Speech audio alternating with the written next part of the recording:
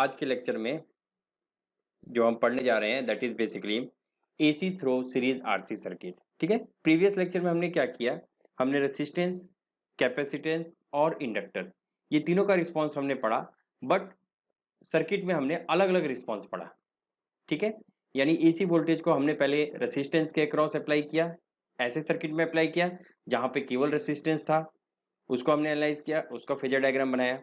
उसके बाद उस सर्किट को हमने कैपेसिटर के अक्रॉस अप्लाई किया, जहां पर केवल कैपेसिटेंस था, एक आइडियल कैपेसिटेंस को हमने एज्यूम किया और वहां पे हमने फेजर डायग्राम बनाया, पावर और ये सारी चीजें वहां पे कैलकुलेट की। उसी तरीके से इंडक्टर के लिए भी हमने क्या किया कि इंडक्टर में हमने क्या किया कि आइडियल इंडक्टर एज्यूम किया, मीन्स एक ऐसा इंडक्टर एज्यूम किया जिसमें कोई भी रेसिस्टेंस नहीं है, और फिर हमने उसको एनालाइज किया और वहां पर पावर और फेजर डायग्राम बनाया। ठीक है, बट अगर प्रैक्टिकल पॉइंट ऑफ व्यू से मैं देखूं तो प्रैक्टिकल में क्या है, प्रैक्टिकली अगर एक इंडक्टर को भी मैं एज्यूम करता हूं या फिर एक कैपेसिटर को भी एज्यूम करता हूं, तो ऐसा नहीं हो सकता कि इंडक्टर या कैपेसिटर में कोई भी रेसिस्टेंस ना हो। अगर हम सर्किट में कोई रेसिस्टेंस नहीं भी कनेक्ट करते, फिर भी अगर मैं कैपेसिटेंस को देखूं तो कैपेसिटेंस भी किसी ना किसी रेसिस्टिव एलिमेंट से बना हुआ है, भले वो कंडक्टर ही है, रेसिस्टेंस उसका कम होगा बट रेसिस्टेंस डेफिनेटली होगा। तो वहां पे हम ये नहीं कह सकते कि जो एनालिसिस है वो हम प्योरली कैपेसिटिव सर्किट एज्यूम करके करें। बट हाँ, एक चीज मैं ये कह सकता हूँ कि प्रीवियस लेक्चर की भी हमें रिक्वायरमेंट थी, क्योंकि जो बेसिक अंडरस्टैंडिंग है वो हम थ्योरेटिकल कॉन्सेप्ट लेकर के ही समझ सकते हैं, और जब थ्योरेटिकल कॉन्सेप्ट लेकर के हम उस चीज को समझ पा रहे हैं उसके बाद ही हम सीरीज आरसी सर्किट या फिर आरएल सर्किट और आरएलसी सर्किट की एनालिसिस कर सकते हैं। ठीक है, तो प्रीवियस लेक्चर आपका बहुत ही इंपॉर्टेंट है बेसिक फंडामेंटल डेवलप करने के लिए, और आज उसी फंडामेंटल्स की नॉलेज को हम यहाँ पर अप्लाई करेंगे। और जो इस लेक्चर में मैं डिस्कस करूंगा, तीनों सर्किट डिस्कस करूंगा आपसे, सीरीज आरसी सर्किट डिस्कस करूंगा, ठीक है, और आरएल सर्किट हम डिस्कस करेंगे, सीरीज आरएल सर्किट और सीरीज आरएलसी सर्किट। अब ऐसा नहीं है कि पैरेलल पैरेलल में कोई भी आरसी सर्किट नहीं होता है, पैरेलल में भी होता है, बट पहले हम सीरीज आरसी सर्किट डिस्कस करेंगे और ये ज्यादा इंपॉर्टेंट है। और पैरेलल के कुछ मैं न्यूमेरिकल्स ले लूंगा, जिस न्यूमेरिकल के थ्रू मैं इसी के फंडामेंटल्स या इसी के कॉन्सेप्ट को यूज करके वो भी आपको समझा दूंगा। ठीक है, तो ये लेक्चर मेनली होने वाला है हमारी एनालिसिस के ऊपर, और इसके बाद जो लेक्चर मैं बनाऊंगा उसमें मैं कुछ बहुत ही इंपॉर्टेंट न्यूमेरिकल लूंगा, जो कि इस एसी एनालिसिस से आ सकता है। ठीक है, और उसके बाद जो नेक्स्ट उसके बाद जो लेक्चर मैं बनाऊंगा उसमें हम रेजोनेंस डिस्कस करेंगे, और जब मैं रेजोनेंस डिस्कस कर लूंगा तो ये यूनिट कंप्लीट हो जाएगा। ठीक है, तो आइए देखते हैं AC through series RC circuit. तो इसके एनालिसिस के लिए मैंने क्या किया, मैंने एक practical series RC circuit assume करता हूँ। ठीक है, तो मैंने एज्यूम किया कि this is RC circuit practically, और इसको मैं एक एसी वोल्टेज से कनेक्ट कर देता हूँ। यहाँ पर एक एसी वोल्टेज मैंने लगा दिया और इससे मैंने कनेक्ट कर दिया। ठीक है, जैसे हमने अभी तक करते आ रहे हैं, ये एक एसी वोल्टेज है, तो दिस इज वी एसी, और आपको पता है इसको हमको मैथमेटिकली लिख सकते हैं V m sine omega t. ठीक है, ये मेरा रेसिस्टेंस आर और ये हो गया सी। अब अगर मैं देखूं यहाँ पर वोल्टेज का फॉर्म देखूं, तो आपको जैसे कि पता है यहाँ पर हम डायरेक्टली वोल्टेज जो है वो एल्जेब्रिक सम नहीं है। जैसे मान लीजिए अगर यहाँ पे वोल्टेज है V R, that is the voltage across a resistance, and V C is the voltage across a capacitance, तो हम ये नहीं कह सकते कि ये जो वी ए सी वोल्टेज है ये simply V R plus V C है, यानी एल्जेब्रिक सम वाले फॉर्मूले नहीं लगेंगे। इसलिए नहीं लगेंगे, उसका रीजन भी मैं बता देता हूँ। क्योंकि वी आर तो ठीक है, वी आर तो एक वेक्टर वेक्टर क्वांटिटी नहीं है, इसके साथ कोई एंगल नहीं है, बट अगर वी सी की मैं बात करूँ तो ये एक वेक्टर क्वांटिटी है। ठीक है, तो वोल्टेजेस जो भी हमें यहाँ पर एसी में मिल रहा है that is a vector quantity, और आपको पता है अगर कोई वेक्टर क्वांटिटी है तो हम उसे वेक्टर सम के थ्रू ही ऐड कर सकते हैं, ऐसे ऐड नहीं कर सकते कि डायरेक्टली हमने अलजेब्रिक सम उसको ऐड कर दिया। ठीक है, तो अभी मुझे बेसिकली मैग्नीट्यूड से मतलब है, तो मैं ये कह सकता हूँ कि अगर V A C is equal to V m sine omega t, if I assuming that the R M S value is given by V R M S, और आपको पता है for A C V R M S is equal to V m by root two, यहां से मैं we R M S निकाल सकता हूं। तो वी आर एम एस के लिए मैं क्या फॉर्मूला बता सकता हूं कि this V R M S, अगर मैं इसको वी एज्यूम कर रहा हूं, तो this V R M S और V is equal to under root of V R square plus V C square. ये मैं आपको केवल मैग्नीट्यूड की बात कर रहा हूँ, अभी एंगल की मैं बात नहीं कर रहा हूँ, एंगल भी मैं कॉन्सेप्ट समझा दूंगा। तो ठीक है, तो वी का जो मैग्नीट्यूड होगा, यानी जो टोटल वोल्टेज का वी आर एम एस का जो मैग्नीट्यूड होगा वो वी आर स्क्वायर और वी सी स्क्वायर के इक्वल होगा। इसको अगर मैं थोड़ा सा और सिंप्लीफाई या एलोबरेट करके लिखूं तो ऐसे लिख सकता हूं V R is equal to I R, देखिए यहाँ पे जो जो भी करंट फ्लो कर रहा है, मान लेता हूँ मैं यहाँ पे आई करंट फ्लो कर रहा है, तो इसको मैं लिख सकता हूँ this I current flows in R and C both series में है इसलिए होगा, तो इसको मैं लिख सकता हूँ आई आर स्क्वायर प्लस आई, अब कई लोगों को डाउट होगा आई सी स्क्वायर हम नहीं लिख सकते, इसलिए नहीं लिख सकते क्योंकि अगर कैपेसिटेंस की मैं यूनिट देखूं तो ये क्या यूनिट है, फेरेड में है, जबकि रेसिस्टेंस की यूनिट क्या है, ओम में है, तो कैपेसिटेंस को भी हमें ओम में कन्वर्ट करना पड़ेगा। और आपको पता है जब कैपेसिटेंस को हम ओम में कन्वर्ट करते हैं तो उसे हम कहते हैं reactive capacitance and that is equal to 1/ओमेगा सी।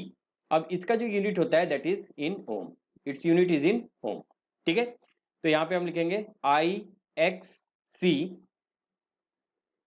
Whole square, correct. तो यहां पे मैं कह सकता हूं कि this magnitude of V, I को मैं बाहर निकाल सकता हूं, this is equal to the magnitude of I multiplied by under root of R square plus X C square, ठीक है। अब क्वेश्चन ये आता है कि ये चीज क्या है, R square plus X square, इसको जैसे हम डीसी सर्किट के लिए रेसिस्टेंस डिफाइन करते थे उसी तरह से this under root of R square plus X square is defined as the impedance of the circuit, so this is impedance, और इसको हम कैसे रिप्रेजेंट करते हैं, जेड से, तो Z is the impedance of the circuit and this mod value, यहां पर भी डेफिनेटली ये मॉड वैल्यू होगा, एंगल के विषय में बात करें तो mod value is equal to under root of R square plus X C square. So अगर मैं कैपेसिटेंस के केस में बात करूं तो Z is equal to R square, अभी हमें मैग्नीट्यूड से कुछ नहीं लिया, हाँ अगर मैग्नीट्यूड हमें कंसीडर करना है तो हम कैसे कर सकते हैं, आइए वो भी देख लेते हैं। जैसे कि मैंने प्रीवियस लेक्चर में आपको फेजर्स का बताया था, तो फेजर से ही हम रिलेट कर सकते हैं। तो अगर मैं फेजर्स देखूं, अगर मैं ड्रॉ करता हूं, ठीक है, तो ये अगर मैं मान लेता हूं this is the phasor voltage of V R, ठीक है, ये वी आर वोल्टेज है, और अगर मैं इस वोल्टेज को एज्यूम करता हूं वी सी, ठीक है, वी आर एंड वी सी, देखिए अब यहां पर आपको ये डाउट होगा वी आर और वी सी क्या है, उसका भी मैं बता देता हूं। अगर मैं देखूं कैपेसिटेंस का, जो कैपेसिटेंस का वोल्टेज है, इस वोल्टेज के रिस्पेक्ट में करंट क्या कर रही है, लीड कर रही है, लेकिन कैपेसिटेंस क्या कर रहा है, वोल्टेज क्या कर रहा है, वोल्टेज अक्रॉस कैपेसिटर क्या कर रहा है, लैग कर रहा है, तो लैग कर रहा है इसलिए मैंने इसको लैगिंग बनाया, ठीक है। अब आपको पता है कि यहां पर जो जो रिजल्टेंट है, जो वोल्टेज का रिजल्टेंट है, that voltage is basically the vector sum of these two. अगर केवल कैपेसिटेंस होता तो ये वोल्टेज आता वीसी, केवल अगर रेसिस्टेंस होता तो ये वोल्टेज आता वी आर, तो टोटल वोल्टेज जो होगा इन दोनों का क्या होगा, रिजल्टेंट होगा। तो आपको पता है वेक्टर रिजल्टेंट कैसे कैलकुलेट करते हैं, वो मैंने यहाँ पर लिख दिया, ठीक है। So by using this any law you can apply, तो यहाँ पे ये वेक्टर होगा, और ये जो एंगल बन रहा है, ये जो एंगल है, इसको मैं ज्यूम कर लेता हूँ कि ये थीटा एंगल है, करेक्ट। तो अगर ये थीटा एंगल है तो मैं यहाँ से क्या कह सकता हूँ, ये अगर वी आर है तो ये भी वी सी होगा, दिस इज वी आर, ये मैग्नीट्यूड कितना है वी आर, ये वी सी है, करेक्ट। तो आप देख सकते हैं यहाँ पे ये 90 डिग्री एंगल बन रहा है ये, तो मैं लिख सकता हूँ tan theta is equal to P by B, ठीक है। तो यहाँ पे देखिए P V C and B is V R, तो इसको मैं लिख सकता हूँ V C by V R, या फिर इसको मैं ऐसे भी लिख सकता हूँ I X C upon I R, तो आई से आई कैंसिल हो जाएगा, तो this is coming out to be X C upon are. या फिर मैं यहाँ से कह सकता हूँ कि जो एंगल होगा, यानी इन दोनों वोल्टेज का जो रेफरेंस का जो एंगल होगा इस वोल्टेज के साथ, जो रिजल्टेंट एंगल होगा वो मैं कह सकता हूँ tan inverse of X C by R, ठीक है। तो इस तरह से ये आपका मैग्नीट्यूड निकल गया इस वोल्टेज का यहाँ से, और यहाँ से क्या निकल गया, एंगल निकल गया, तो जो रिजल्टेंट वोल्टेज होगा that is V angle theta. तो आप देख सकते हैं इसको हमें वेक्टर सम में ही रिप्रेजेंट करना होगा, ठीक है। तो आइए नेक्स्ट पार्ट में रिज्यूम करते हैं series RL circuit, RL circuit. अब मैं क्या कर रहा हूं, कैपेसिटेंस की जगह पे मैं एक इंडक्टर एज्यूम कर रहा हूं, तो ये हो गया रेसिस्टेंस, और यहां पर मैंने क्या कर दिया, इंडक्टर एज्यूम कर लिया, ठीक है, और इसको मैंने अप्लाई कर दिया AC voltage, this is V AC, और यहाँ पे जो करंट एज्यूम कर रहा हूँ I R M S current that is given by I, ये हो गया आर और ये हो गया एल। सेम वैसे ही सॉल्व करेंगे, इसका भी अगर मैं वी निकालूंगा तो क्या होगा, V is equal to under root of V R square plus V L square, ठीक है। इसको अगर मैं सिंप्लीफाई करता हूं तो इसको कैसे लिख सकता हूं, I R square plus I X L square, correct. तो इसको मैं लिख सकता हूँ, आई को फिर मैं बाहर निकाल सकता हूँ। सो दिस मॉड वैल्यू, यहाँ पर भी आप मॉड लगा देंगे क्योंकि हम मैग्नीट्यूड की बात करें, आई multiplied by z. This is also mod, this is mod. So this v is given by I multiplied by z, where in case of a RL circuit z is equal to under root of r square plus xl square, ठीक है। Same वैसे ही हमने किया। यहां से भी अगर मैं निकालूं, अगर मैं फाइंड आउट करता हूं, फेजर का डायग्राम में ड्रॉ करूं तो कैसा आएगा आपका फेजर डायग्राम, ये हो गया वी आर,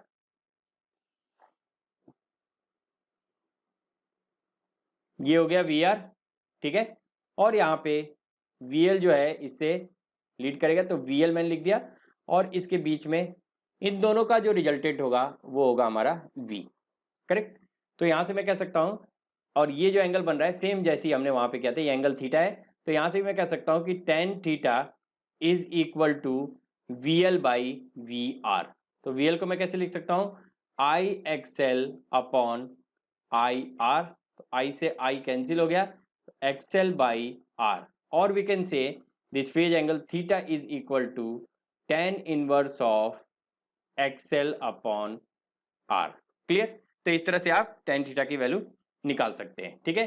तो ये हो गया आपका, this is series RL circuit, ठीक है। अब यहीं पर एक एजम्पशन और लेता हूं, अगर एल और सी दोनों अगर कनेक्टेड है सर्किट में, तब हम कैसे उसको एनालाइज करेंगे। इजी है, सेम कॉन्सेप्ट पे है। तो यहाँ पे अब मैं लेता हूं third circuit, that is series R L C circuit, ठीक है। Series R L C circuit हम लेते हैं यहां पर आर एल सी, और इसको मैं कनेक्ट कर देता हूं एसी वोल्टेज से, करेक्ट। अब मैं यहाँ पर सिंपली कैपिटल वी लिख देता हूँ जो कि आरएमएस वैल्यू है, और यहाँ पे जो करंट है वो आई है, ये आर हो गया, ये एल हो गया, सी हो गया। अब same total voltage V is equal to under root of, क्या लिख सकते हैं, वी आर स्क्वायर प्लस, अब देखिए अब यहाँ पर क्या चीज ध्यान देना है, ये जो वी एल है, वी एल और वी सी, इन दोनों का वोल्टेज क्या होगा, इन दोनों का वोल्टेज अपोजिट होगा, मतलब जो मैग्नीट्यूड होगा उसमें भी नेगेटिव साइन आएगा। तो इसको मैं कैसे लिखूंगा, V R plus V L minus V C, ये बिल्कुल ध्यान रखना है, V L minus V C, इस वोल्टेज में से ये वोल्टेज माइनस होगा, ठीक है। क्योंकि वी एल क्या है, वी एल लीड कर रहा है, ये लैग माइनस की साइड आ रहा था ना वीसी, अगर मैं तीनों का बनाऊं तो वीसी फेजर में माइनस की साइड आ रहा था, तो वी एल माइनस वीसी। तो फिर हम सिंपली इसको कर सकते हैं, आई को अगर मैं बाहर ले लूं तो यहां से क्या आ जाएगा, is equal to R square plus XL minus XC whole square V, और ये क्या है आपको पहले बताया मॉड वैल्यू है। So this V mod value is equal to I multiplied by Z, ठीक है।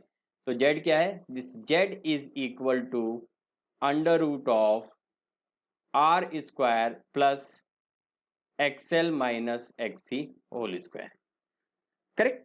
अब ये एक्सएल माइनस एक्सी के साथ ही आपका क्या बनेगा, फेजर्स बनेगा। तो देख लेते हैं, अगर मैं एज्यूम करता हूं फेजर्स अगर मैं बनाता हूं, तो ये मैंने मान लिया V R in phase, L कैसे होगा, दिस इज वी एल, और वीसी कैसे होगा, वीसी ऐसे, दिस इज वीसी। तो अब डिपेंड करेगा कि आपका वीएल और वीसी में से कौन सा बड़ा है। तो वीएल अगर बड़ा है तो यहां कहीं पॉइंट आएगा वीएल माइनस वीसी, करेक्ट, ये आएगा वीएल माइनस वीसी, ठीक है, ये पॉइंट ये, ठीक है। और अगर वीसी बड़ा होगा तो नीचे आएगा। तो अभी मैं एज्यूम कर रहा हूं कि वीएल माइनस वीसी में वीएल बड़ा है, तो इन दोनों का रिजल्टेंट हम कैलकुलेट करेंगे।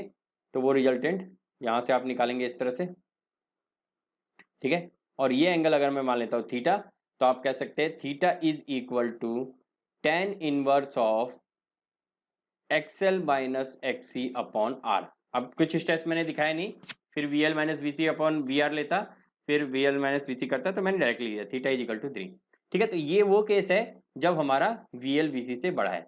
अगर सेकेंड केस में एज्यूम करूं, ठीक है, आप यहां पे देखिए, अगर मैं ये केस एज्यूम करता हूँ जहां पर VC बड़ा है, कैपिटल है VC और ये है VL, तो उस केस में क्या होगा, हमारा रिजल्टेंट यहाँ ये आएगा VL माइनस VC कहाँ जाएगा, नेगेटिव में जाएगा। तो नेगेटिव में जाएगा, फिर यहाँ से इसका रिजल्टेंट हम निकालेंगे, ये कुछ इस तरह से जाएगा, ठीक है, ये होगा थीटा। तो आप देख सकते हैं थीटा जो है नेगेटिव में आ गया, इस साइड आ गया, ठीक है। तो इस तरह से हम दोनों के लिए फेजर डायग्राम बना सकते हैं और सीरीज RLC सर्किट को यहाँ से इक्वेट कर सकते हैं, ठीक है। तो आई थिंक मेरे ख्याल से ये क्लियर होगा आपको। सीरीज RL सर्किट के लिए हमने देखा, RLC सर्किट के लिए देखा, और फिर फेजर डायग्राम हमने ड्रॉ किया, फेज हमने कैलकुलेट किया, और इंपिडेंस और वोल्टेज। अब यहां से अगर मैं देखूं तो आप देख रहे हैं इंपिडेंस का जो इक्वेशन था, अगर मैं यहां से इंपिडेंस का इक्वेशन देखूं तो इंपिडेंस का इक्वेशन क्या आ रहा है, जो सभी जगह एप्लीकेबल हो, Z is equal to Z square is equal to R square plus XL minus XC whole square. ये क्या हो गया, this is the general means R हो, L हो, C हो, RLC हो, सीरीज हो, सबके लिए ये एप्लीकेबल है। मान लीजिए अगर RL है तो XC की वैल्यू क्या आ जाएगी, 0 हो जाएगी, तब Z स्क्वायर की वैल्यू क्या आ जाएगी, Z square is equal to R square plus XL square, correct. अगर XL इज इक्वल टू 0 है, इसका मतलब अगर इंडक्टिव सर्किट है, इंडक्टिव सर्किट नहीं कैपेसिटिव सर्किट है, तो आ जाएगा Z square is equal to R square plus XC square, और जनरल फॉर्मूला तो ये हो ही गया, ठीक है। तो यहां से अगर मैं देखता हूं तो ये देखिए Z square is equal to R square plus XL minus XC square. इसको मैं ऐसे रिलेट कर सकता हूं, इसको मैं ऐसे देख सकता हूं, H square is equal to P square plus B square, correct, ठीक है।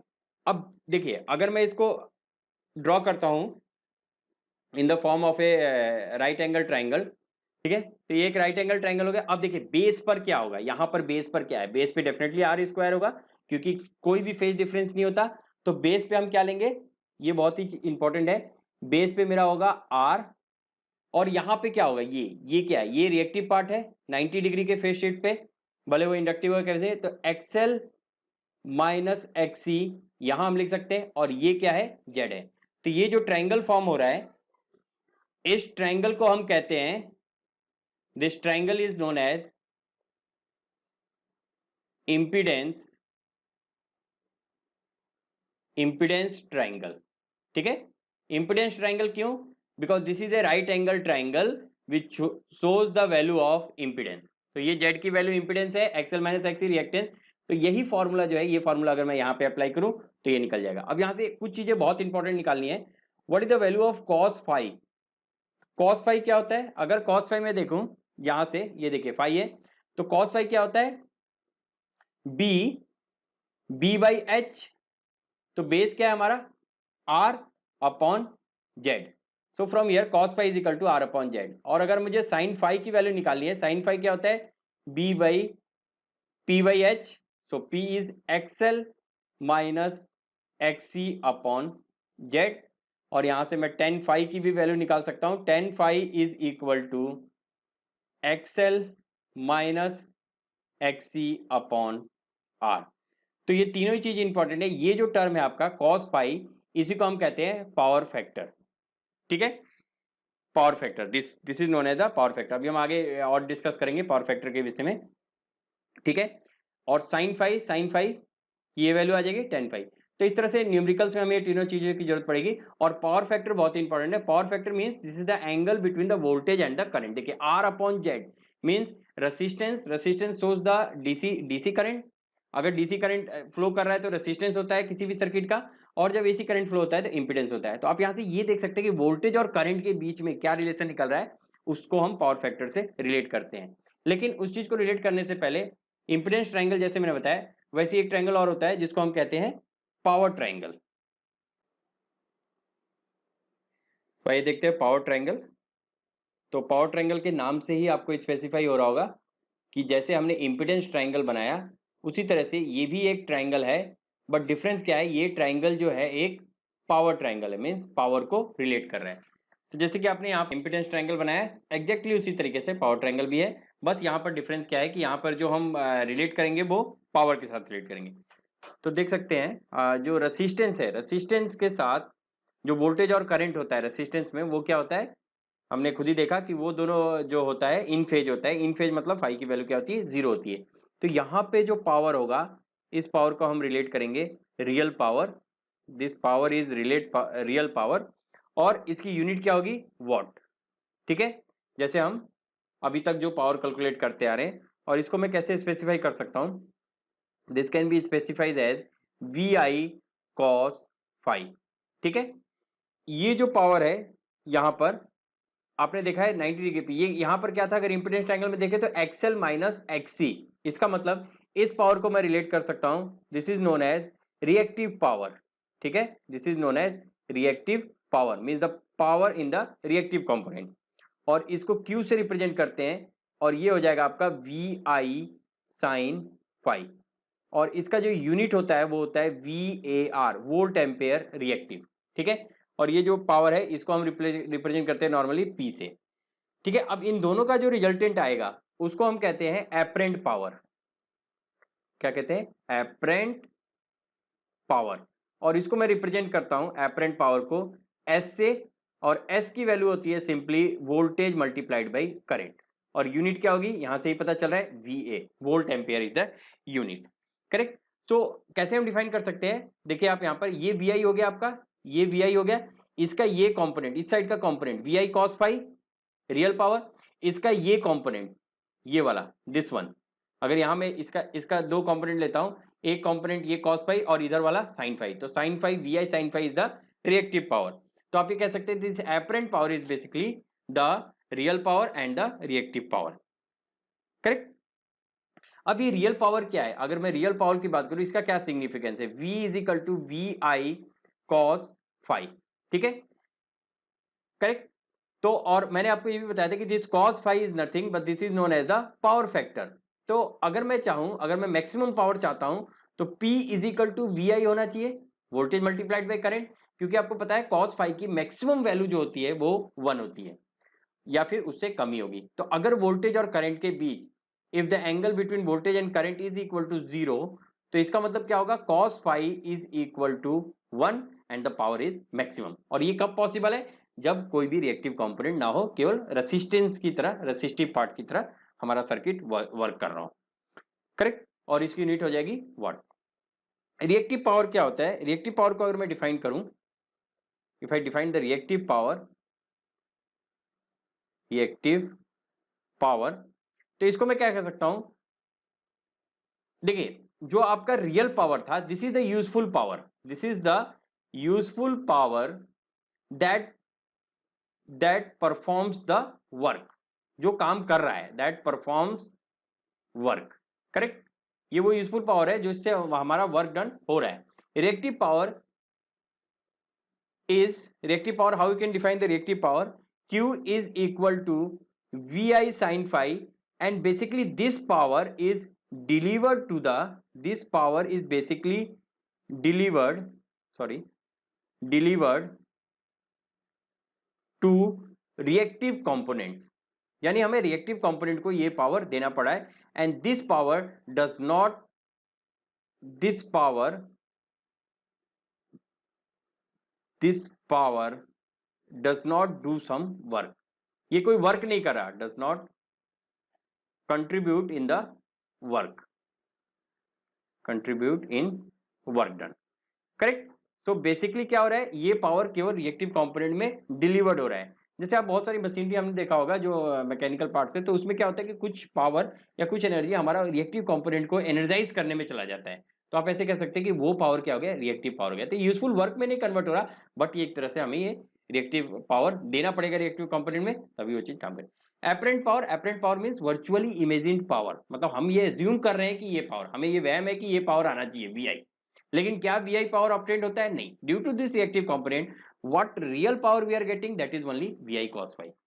ठीक है, तो इसका मतलब आप ये देखिए, एक भ्रम है कि एपरेंट पावर इतना आना चाहिए, लेकिन एक्चुअली में हमें कितना रियल पावर मिल रहा है, VI cos phi. VI sin phi का जो कंपोनेंट है वो हमारे रिएक्टिव पावर में डिलीवर्ड हो जा रहा है, या फिर ये कहिए कि मतलब डिलीवर्ड होकर के यूजफुल वर्क में कन्वर्ट नहीं हो रहा है। तो आई थिंक यहां से क्लियर होगा। और अगर Q को मैं और स्पेसिफाई करूं, तो Q को मैं कैसे लिख सकता हूं? Q is equal to I square XL minus XC, correct? In a broad term, अभी हमने इम्पीडेंस ट्रायंगल देखा था तो वहां पे मैं ये चीज एज्यूम कर सकता हूं। और इसके लिए अगर मैं एज्यूम करूं, देखिए वी आई साइन फाइव, अब आपको लग रहा है साइन फाइव, फाइव की वैल्यू जब 90 होगी, जब फाइव की वैल्यू 90 होगी तो क्यू की वैल्यू क्या होगी? वी आई होगी, मैक्सिमम होगी। और आपको पता है in case of a inductor and case of a capacitor this five is basically 90, so for that case the maximum power is the reactive power V I. ठीक है, तो this is all about the power triangle, बहुत ही important है आपके examination point of view से पूछते हैं। ठीक है, और एपरेंट पावर को आप सिंपली क्या डिफाइन कर सकते हैं? This is the vector sum of apparent power is defined as this S power या apparent power is defined as vector sum of